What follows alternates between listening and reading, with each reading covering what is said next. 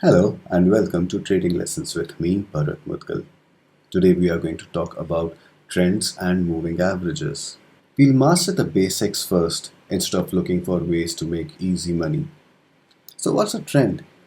A trend represents a consistent change in prices. A security can be in an uptrend or in a downtrend. A security in an uptrend makes constant higher lows.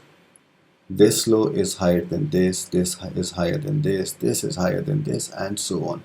So this security can be assumed to be in an uptrend from here till here.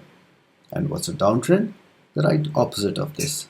A security that makes constant lower highs.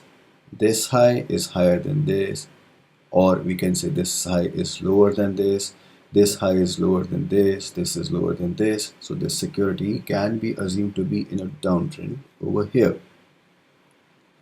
Now a trend is a very useful way to figure out which stock to enter into, but before that it's better to find out the overall trend of the market. If the broader market is in an uptrend, we can look for stocks that are in an uptrend too. If you find a stock in an uptrend but the broader market is in a downtrend, you might not make too much profit out of it, or the risk involved will be much higher than the reward. That's something we would not want. So first, identify the broader market trend, then identify the security that you want to enter into. You can use analysis of a trusted analyst, or you can go for a company that you know about. Now, how to get an entry point? Just finding the trend won't help you. To find an entry point into a security, you would want to use a few more technical analysis tools. We will discuss these tools in the future episodes. Now let's talk about moving averages. Moving averages are one of the oldest and most popular technical analysis tools. I'll explain this to you with an example. A 20-day moving average is the sum of the closing prices for the last 20 days and then dividing that by 20. The result is the security's average price over the last 20 days. Okay, so we'll plot a 20-day moving average over here. This blue line or the blue curve represents a 20-day moving average. Now, when we plot the 20-day moving average, the result is the security's average price over the last 20 days. One thing to be noted here is that a 20-day moving average cannot be calculated until we have 20 data points. Since the moving average is the average of the price of the last 20 days, it represents the investor's consensus over the last 20 days. So if the securities price is over the 20-day moving average, it means the investors expect the price to be more than the previous 20 days. It also means that the investors are becoming increasingly bullish.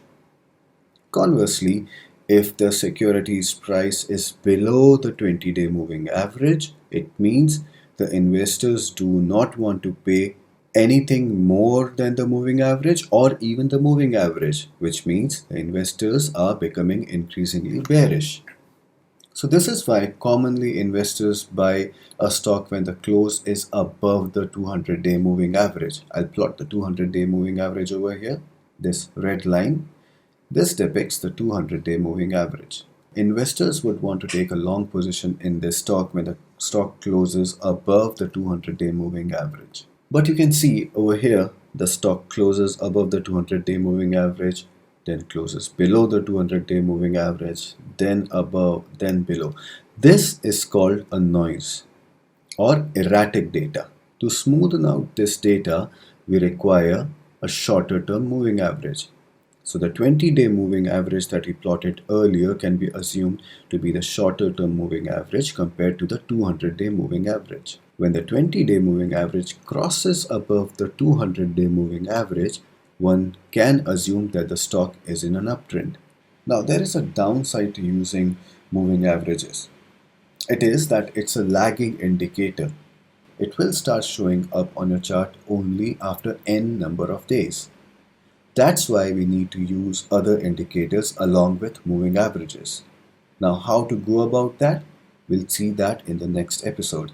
Until then, if you have any questions or comments, do let me know. I'll be more than happy to help you out. This is Bharat Mudgal signing out.